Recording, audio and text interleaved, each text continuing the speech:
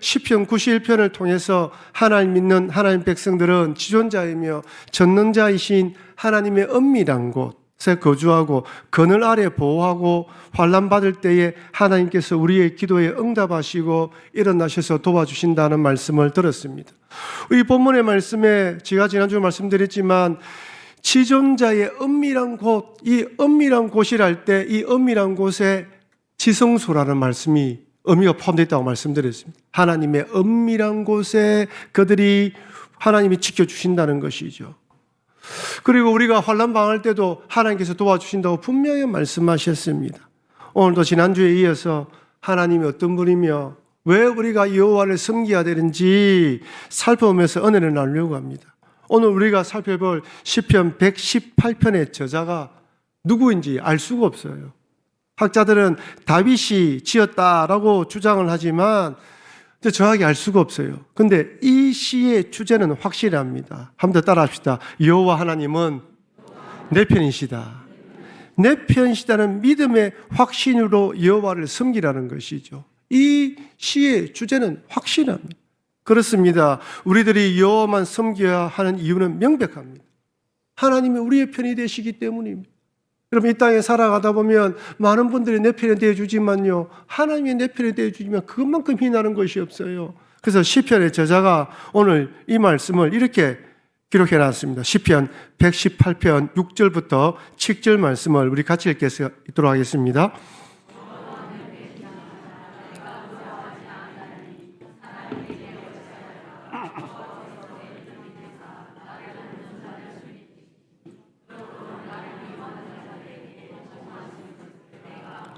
여호와는 내 편이시라. 내가 두려워하지 아니하리니 사람이 내게 어찌할까? 여호와께서 내 편이 되사 나를 돕는 자 중에 계시니 그러므로 나를 미워하는 자들에게 보응하시는 것을 내가 보리로다. 여러분, 하나님 내 편이십니다. 인간들이 내 편이 되어줘도 우리가 큰 힘이 나는데 하나님 내 편은 얼마나 힘이 나겠습니까? 여러분, 살아가면서 제일 풀리지 않고 힘든 것이 무엇입니까? 인간관계입니다. 어릴 때는요, 누구든지 친구를 해요. 어릴 때는 뭐 아무 상관이 없습니다. 그냥 헛장난하고 소꿉장난하고 친구로 놉니다. 제가 외국에 살다가 좀 있다 보니까요, 초등학교 때는요, 인종에 상관이 없어요. 모두가 친구예요. 서로 밥도 나눠 먹고 같이 이야기하고 막 그저 만나면 뛰어다니고 놉니다. 근데 중학교, 고등학교 올라가면요, 이게 관심거리가 서로 다르니까 자기들끼리가 많아지는 거예요. 우리도 그렇지 않습니까? 아이들이 중학교, 고등학교만 올라가면 끼리끼리 놉니다. 똑같습니다. 이렇게 끼리끼리 놀고 또 이렇게 살아갑니다. 어떤 때는 친구들이요, 서로 친합니다. 얼마나 친한지 몰라요. 막 죽고 못 살 정도로 막 어제도 전화하고 오늘 전화하는데 어느 날 보면 전화를 안 해요. 엄마가 묻습니다. 무슨 일이 있었나? 이제부터 그 친구하고 절교다, 절교. 어제까지 웃다가 오늘 절교를 하고 그럽니다. 인간관계 참 힘들어요. 그때는 참 좋았는데 어느 날 어떤 문제로 딱 틀어지면서 그 다음부터 사람이 딱 등을 돌려요. 한번 오해가 쌓이면요, 풀리지지 않아요. 한번 마음에 들지 않으면요, 그 다음부터 끝까지 싫어지는 게 인간 마음이에요. 그래서 인간관계는 영원한 숙제입니다. 그죠? 숙제예요. 풀리지가 않아요. 좀 나이가 들고 어느 정도 인생의 경륜이 쌓였다 할지라도 인간관계는 힘듭니다.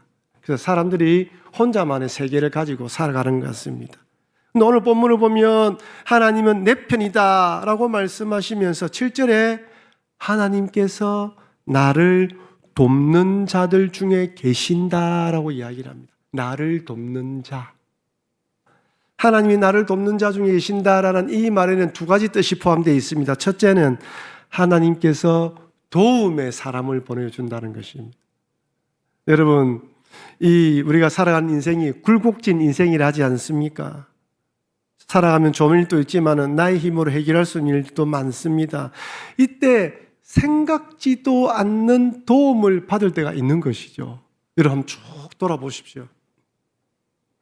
인생을 쭉 돌아보면 그때 그 어려운 시절에 생각지도 않았던 사람이 쭉 돈을 주어주기도 하고, 그죠? 찾아와서 격려해 주기도 합니다. 우리가 지난 코로나 3년 팬데믹 기간 동안 얼마나 힘들은지 몰라요. 특별히 처음에 코로나에 감염된 분들은 이 사회적인 집중을 받았기 때문에 관심을 많이 받았어요. 행동하기가 참 쉽지 않았습니다. 그러면 모두 사람들 집안에 격리가 되었어요. 준비도 하지 못하고 격리된 사람이 많았습니다. 우리 교인들 중에도 코로나 때문에 격리된 분들이 있었는데 이야기를 들어보니까요, 목장에서 음식을 해와가지고 집 앞에 놔두고 가기도 하고, 생필품을 구입할 수 없으니까 다 구입해주가지고 집에 놔두고 가기도 했다고 합니다. 우리 어르신들 교통이 불편하시고 교회 오지도 못하시니까 우리 교육자들이 준비를 해가지고 이렇게 문고리에 딱 걸어두는데 너무 감사하다고 이야기를 합니다. 생각지도 않았던 은혜를 받았다. 우리 돌아보면 그런 일이 많습니다. 생각지도 않은 사람이 생각지도 않은 때에 나를 도와주시는 것이죠. 하나님은 우리를 도와주시는 것입니다. 눈물 날 때 나의 손을 잡아주고 함께 울어주었던 친구와 목장 식구들, 주저앉아 있을 때 어깨를 두들려주면서 힘을 내라고 했던 사람들, 이분들이 누가 보낸 분들입니까? 바로 우리 하나님이 보내신 분들입니다. 첫째는 하나님께서 이렇게 도움의 사람을 보내주시지만, 둘째는 하나님께서 직접 도와주십니다. 나를 돕는 자들 중에 하나님도 계셨다는 뜻입니다. 많은 자들이 도와주시는데 그 중에 하나님도 계시다는 거예요. 하나님 대부분은 사람들을 보내셔서 도와주십니다. 그런데 때로는요, 직접 개입하셔요. 적당한 시기, 가장 좋은 때, 시기와 환경은 하나님이 역사하심. 우리가 지금은 몰라도요, 천국에 올라가면 그때 그 어려운 시기에 그렇게 타이밍 맞게 하신 분이 하나님이었구나. 그때 깨닫게 되는 것입니다. 하나님이 직접 개입하십니다. 가만히 인생을 돌아보면 기가 막힐 간증거리들이 많습니다. 왜냐하면 하나님께서 돕는 자들 중에 계셨기 때문입니다. 그런데 여기서 이제 하나 의문점이 생깁니다. 왜 하나님이 우리를, 하나님은 내 편이 되어 주시는 것일까? 여러분, 세상을 한번 보십시오. 세상은요, 철저하게 give and take입니다. 내가 준 만큼 또 받아야 되는 거예요. 여러분, 생각해 보십시오. 내가 밥을 한 끼 얻어먹었다면 한 번은 내가 사줘야 됩니다. 그렇죠? 내가 그 결혼식 가서 축의금을 냈다 한다면 축의금 받은 사람은 또 돌려줘야 됩니다. 알게 모르게 이 사회는 철저하게 give and take입니다. 그래서 사람들은요, 나보다 조금 능력이 있는 사람, 나보다 조금 더 잘난 사람들, 내가 좀보다 좀 더 실력이 있는 사람들과 좋은 관계를 맺으려고 합니다. 이것이 세상이에요. 그런데 여러분, 하나님과 우리의 관계는 어떻습니까? 하나님은 우리의 편이 되기 때문에 우리는 큰 도움이 돼요. 그럼 우리는 하나님 편에 도움이 될 때가 많을까요? 하나님 머리가 아플 때가 많을까요? 어떻습니까, 여러분? 여러분 생각에 여러분은 하나님 많이 도와주고 있습니까? 하나님 편이 되어서 하나님의 기쁨이 됩니까? 아니면 하나님의 걱정거리가 될 때가 많습니까? 여러분, 때로는요, 우리가 인생을 돌아보면요, 나도 내가 마음에 안 들 때가 많은데 우리가 어떻게 하나님 마음에 들겠습니까? 하나님 기쁨은커녕 근심과 걱정, 슬픔이 될 때가 많습니다. 그렇다면 왜 그럼에도 불구하고 하나님 입장에서는 우리 편이 되어 주시면 좀 손해볼 수밖에 없고 불리할 수밖에 없는데 왜 내 편이 되어 주실까요? 성경에서는 이렇게 말합니다. 에베소서 2장 5절, 6절 말씀 우리 같이 읽도록 하겠습니다.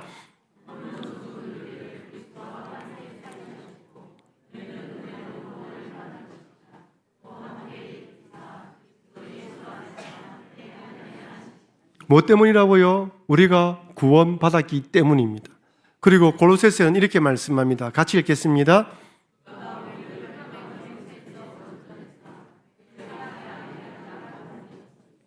그의 아들 안에서 우리가 속량 곧 죄 사함을 얻었노라. 할렐루야. 우리가 어디로 옮겼다고요? 사랑의 아들의 나라로 옮겨졌다고 합니다. 우리가 예수님을 구주로 믿는 순간 하나님 백성이 되고 천국 시민권을 가졌다고 말씀합니다. 우리는 하늘에 앉혀진 존재이며 사랑의 아들 나라로 옮겨진 자들입니다. 신분이 완전히 달라졌어요. 천국 백성이 되었습니다. 여러분, 지금 미국의 트럼프 대통령 이제 대통령이 되면서 1월 말에 취임식을 한다고 하지요. 누가 제일 긴장하고 있습니까? 물론 전 세계적으로 지금 경제적으로 어떤 일이 일어날지 긴장을 하고 있습니다만은 미국에 현재 불법 체류하고 있는 이 체류자들이 걱정입니다, 이제. 선거 당시에도 불법 체류자들을 추방했다고 공약을 걸었어요. 강력하게 주장했습니다. 과연 그가 어떤 식으로 어떻게 추방할지 아무도 모릅니다. 같은 미국 땅에서 같은 음식을 먹고 같이 살아가고 있는데 미국 영주권이나 시민권에 있는 자들은 국가에서 보호해 주지만 불법으로 있는 사람들은 국가 보호를 받지 못해요. 미국 시민권자는 전 세계 어디를 가든지 미국 대사관에 가면 국가에서 직접 보호해 줍니다. 우리나라도 동일합니다. 우리나라 주민등록증을 가지고 있으면 국가에서 보호를 해줘요. 불법 체류자는 그렇지 않습니다. 여러분, 하나님이 우리를 왜 사랑해 주시고 우리 편에 대해 주십니까? 예수 그리스도 우리를 구원해 주시고 하나님 백성 삼아 주셔서 하나님 나라에 있는 존재로 인정해 주었기 때문에 하나님께서 너는 내 백성이다, 내 아들이다 인정을 하면서 도와주시는 것입니다. 여러분, 간혹 자식을 버리는 부모가 있습니다. 대부분의 부모는 자식을 버리지 않아요. 엄마들은요, 자기가 10달 동안 배에 놓고 키운 아이를요, 버려야 되거나 이렇게 맡겨야 될 때, 여러분, 죽는 심정으로 맡기는 거예요. 어느 부모가 기분 좋게 맡기는 부모가 엄마가 어디 있겠습니까? 물론 제가 아이를 안 와봐서 잘. 그렇지만 우리 부모님들 보면 다 그렇지 않습니까? 자기 자식을 사랑합니다. 미워도 말썽 부려도 못되게 굴어도 내 자식은 내 자식입니다. 자기 자식을 사랑하지 않는 부모가 어디 있겠습니까? 이것은 우리 하나님도 동일하십니다. 때로는요, 우리가 말썽을 부리고 넘어지고 연약하고 하나님이 보기에 부족하다 하더라도 하나님 그래도 내 자식이다, 내 아들이고 내 딸이다, 내가 너를 안아줄게 품어줄게 말씀하시는 것입니다. 하나님이 우리를 얼마나 사랑하시는지 로마서에서는 이렇게 말씀합니다. 제가 읽어드릴게요. 로마서 8장 35절 39절입니다. 누가 우리를 그리스도의 사랑에서 끊으리요? 환난이나 공고나 박해나 기근이나 적신이나 위험이나 칼이라. 기록된 바 우리가 종일 주를 위하여 죽임을 당하게 되며 도살당할 양같이 여김을 받았나이다 함과 같으니라. 그러나 이 모든 일에 우리를 사랑하시는 이로 말미암아 우리가 넉넉히 이기느니라. 무슨 말입니까? 이 땅에 살아가면 박해나 기근 위험들을 당할 수 있다는 것이죠. 도살당할 양같이 여김을 당할 수 있다는 것입니다. 그런데 우리가 이 모든 일을 우리를 사랑하시는 이로 말미암아 넉넉히 이긴다고 말합니다. 내가 확신하노니 사망이나 생명이나 천사들이나 권세자들이나 현재일이나 장래이나 능력이나 높음이나 기쁨이나 다른 어떤 피조물이라도 우리를 우리 주 예수 그리스도 안에 있는 하나님의 사랑에서 끊을 수 없느니라. 아멘. 할렐루야입니다. 끊을 수가 없습니다. 하나님의 사랑에서 끊을 수 없습니다. 여러분, 죄송하지만 2025년을 살아갈 때 어떤 일이 찾아올지 우리는 아무도 모릅니다. 그런데 하나님 말씀하십니다. 그럼에도 그 어떤 것도 내가 너희를 사랑하는 사랑에서 끊을 수 없다. 그것을 잊지 말라는 것입니다. 신앙 때문에 핍박과 박해를 당하고 손해볼 수도 있습니다. 심각한 질병에 걸려서 죽을 수도 있고 생각지 않았던 불의의 사고를 당할 수도 있습니다. 하지만 그렇다고 하나님께서 사랑하지 않아서 내 편이 아니라는 것이 내 편이라는 것입니다. 내 편이 아니기 때문에 그런 어려운 일들을 허락하신 것이 아닙니다. 여기도 하나님 뜻이 있다. 하나님을 믿으라는 것입니다. 마태복음 14장에 보면 제자들이 갈릴리 바다를 건너가고 이제 큰 풍랑이 일어나요. 이때 예수님께서 물 위를 걸어오십니다. 여러분, 사람들이 깜짝 놀라요. 이 뱃사람들인 제자들이지만 그 풍랑을 이기지 못하고 있는데 누가 물 위를 쭉쭉 더벅더벅 걸어오는 거예요. 얼마나 놀랐겠습니까? 다들 놀라우는데 유령이다 하는데 베드로가 대단합니다. 참 베드로가 엉뚱한 사람이에요. 우리가 베드로를 보면 참 엉뚱해요. 딱 보는 순간 대단한 믿음이 생겨요. 예수님이라면, 예수님이 물 위를 걸어왔다면 나도 물 위를 걸으라 하시면 걷겠다. 이런 믿음이 생겼어요. 예수님 부탁합니다. 나도 물 위를 걷게 해달라고. 예수님이 걸으라 하니까 여러분, 우리는 쉽게 베드로가 물 위를 걸었다 생각하지만 여러분 걷겠습니까? 물 위를 걸으라. 여러분, 베드로는 뱃사람이에요. 근데 그 배를 난간을 넘어가서 무리로 간다는 것만큼 대단한 믿음이 없습니다. 대단한 믿음이죠. 예수님만 바라보고 그 믿음으로 바라보고 걸어가야 되는데 금방 큰 풍랑을 보고 물에 빠집니다. 이때 예수님께서 어떻게 하십니까? 마태복음 14장 31절 같이 읽겠습니다.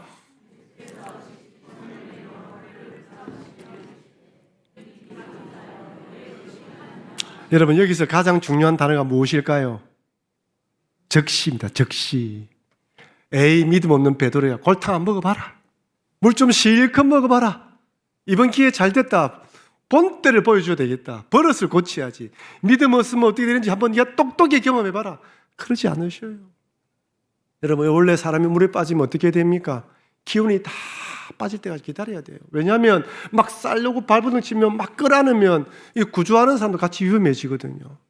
내버려 둬야 돼요. 그러다가 좀 많이 힘이 빠질 때 그때 잡아 끌어내야 됩니다. 근데 주님이 베드로를 바라보면서 그렇게 하지 않으셨어요. 여러분, 우리 인생이 힘들고 어려울 때 주님이 에이구 잘됐다. 자업자득이다. 내가 그렇게 하지 말았는데, 그렇게 말씀 주며 그렇게 은혜로 살아 했는데 네가 그 길로 가서 그렇지. 잘됐다.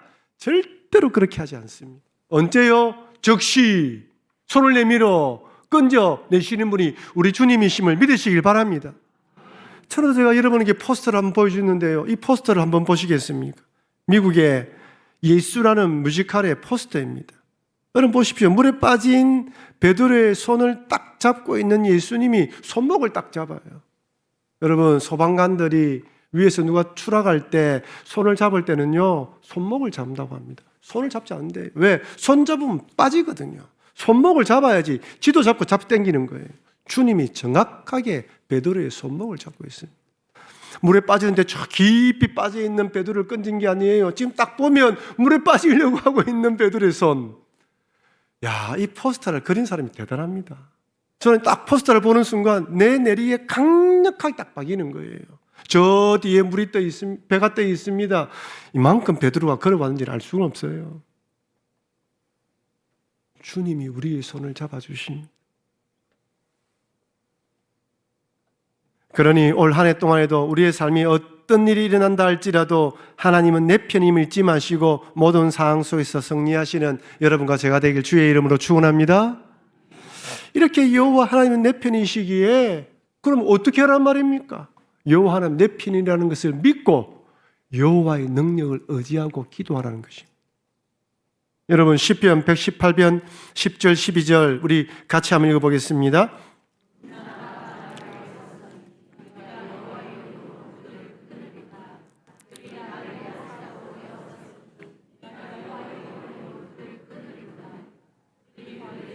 나를 에워쌌으나 가시덤불에 불같이 타 없어졌나니 내가 여호와의 이름으로 그들을 끊으리로다. 여러분, 여기 에워쌌다는 표현이 몇 번이나 반복해서 등장하지요? 4번이죠. 에워싸고 에워싸고 에워쌌으니 에워쌌으나. 여러분, 에워쌌다는 말이 4번이나 반복됩니다. 이 땅에 살아가다 보면요, 다양한 일로 애워쌈을 당합니다. 여기 애워쌌다는 히브리의 뜻은 사방에 둘러 있다는 뜻입니다. 어느 한쪽이라도 도망칠 구멍이 없는 완전히 막힌 것을 말합니다. 옴짝달싹할 수 없는 거예요. 어디에도 틈이 없는 완벽하게 막혀 있는 상태를 말합니다. 근데 시인은 여호와의 이름으로 끊겠다는 말을 3번이나 반복. 애워싸는 만큼, 애워쌈을 당한 만큼 여호와의 이름으로 끊겠다는 거예요. 여기 끊어버리다는 히브리 뜻이 잘라내다, 파괴하다, 베어버리다는 말입니다. 여러분, 이 시편이 만약 다윗이 지은 시라면 우리는 다윗이 어떤 어려움을 당했는지 알고 있습니다. 사울 왕에 쫓겼고 쫓기면서 애워쌈을 많이 당했습니다. 문나라와의 전쟁 가운데에서 적들의 둘로 침해 공격을 당했습니다. 마지막에는 아들 압살롬이 반란을 일으키면서 칼을 아버지 들이대면서 애워쌈을 당했습니다. 근데 그때마다 다윗이 어떻게 했다고요? 아이고 죽었다, 끝났다, 이제 포기하자가 아니라 여호와의 이름으로 하나님께 기도하면서 도와주실 하나님, 내 편이신 하나님을 바라보며 여호와 이름으로 기도하면서 끊어냈다는 것입니다. 나는 능력이 없고 아무 능력이 없지만 도와주실 하나님을 바라보며 기도하면서 그것을 끊어냈다는 것입니다. 하나님의 이름에는 능력이 있음을 믿으시길 바랍니다. 기이한 도움을 주시고 생각지도 않은 능력으로 도와주신. 여러분 사도행전 3장에 한번 보십시오.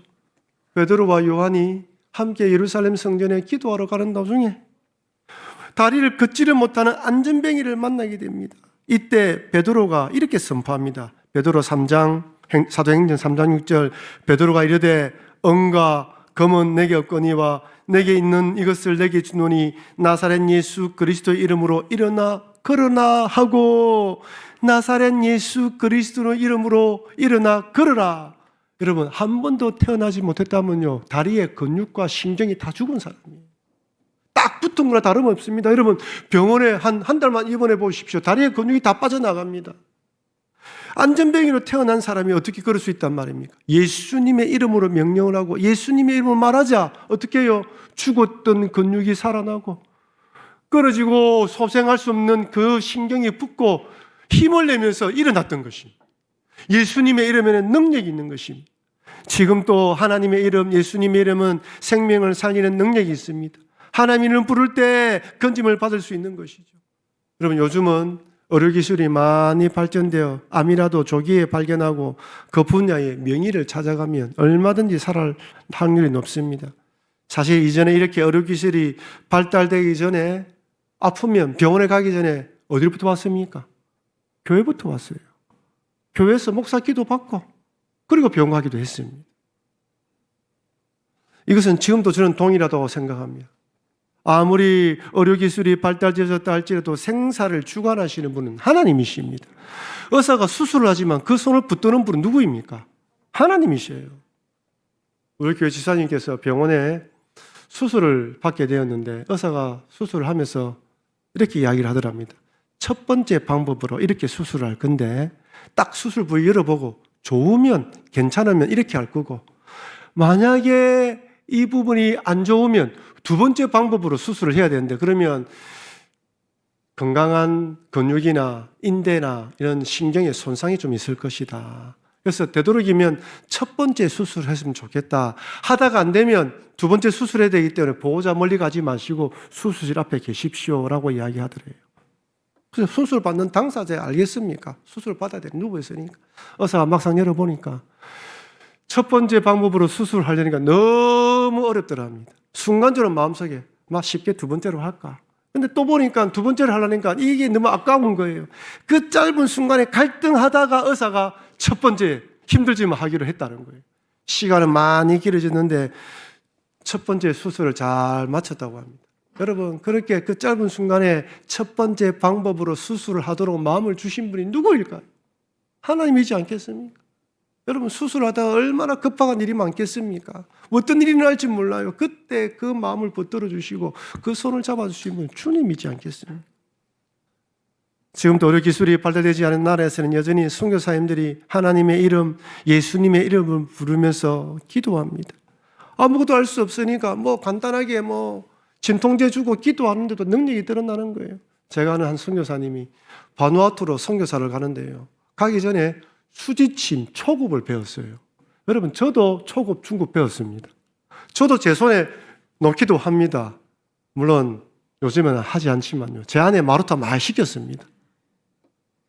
초급은요 아무것도 아니에요. 그냥 간단하게 하는 정도입니다. 고급을 가야지만 옆으로 놓고 이쪽을 엮고 이쪽을 하고 그렇게 하는 거예요. 이분은 초급만 받고 바누아투를 갔는데 어느 또 부족을 방문했더만은 누가 아프더라는 거예요. 좀 기도해달라고 하는데 이거는 수지침으로 고칠 게 아니라 근데 그 아픈 부위에 침을 한번 넣어보라는 마음이 들더랍니다. 여러분 수지침은 자그마한 침이에요. 깊이 들어가지도 않습니다. 사실 몸에 넣는다고 흔적도 없어요. 그래서 이분도 이 마음이 들어서 거기다가 침을 넣고 간절히 기도했는데 그만 치료가 되어버렸던 것이죠. 순간적으로 슈바이처 박사가 되어버렸어요. 누가 더 놀랐는지 아십니까? 이 선교사님이 깜짝 놀랐어요. 아이고 기도했는데 능력이 드러났네. 이분이야 모르니까 능력이 있다 생각하는 것이죠. 하나님께서 은혜를 베풀어 주십니다. 여러분 지금 우리가 살기 얼마나 좋은 세상에 살아갑니까? 최고의 의료시설을 갖춘 나라에서 동사무소에 가까운 주민잔치센터에 가면 어려우면 도와주기도 하고요. 이제 교회 안 옵니다. 도와주기도 하고요. 주변에 도움 사람 많은데 얼마나 도움이 사람들이 많은지 몰라요. 옛날만큼 하나님께 간절히 기도하지 않아요. 옛날만큼 하나님의 능력을 찾지 않습니다. 하지만 그럼에도 생사복을 주장하시며 우리를 다스리신 분은 주님이십니다. 여호와의 능력을 믿고 기도하고 살아가야 됩니다. 우리들도 올 한 해를 살아갈 때 분명 불행의 소식, 불안과 두려움, 사방의 적들이 몰려오는 애워싸움을 당할 수 있습니다. 이때 끝났다, 포기하자, 다 죽었다 생각하면 절대 안 됩니다. 이때라도 여호와 하나님의 능력을 믿고 예수님의 이름을 선포하면서 기도해야 됩니다. 많은 문제들이 벌떼처럼 애워산다 할지라도 가시 덤불이 불타서 없어지는 것처럼 순식간에 사라질 수도 있습니다. 아무리 무섭고 두렵다 할지라도 여호와 하나님의 이름에는 능력이 있다는 것을 믿으시길 바랍니다. 사랑하는 성도 여러분, 여호와 하나님은 내 편이십니다.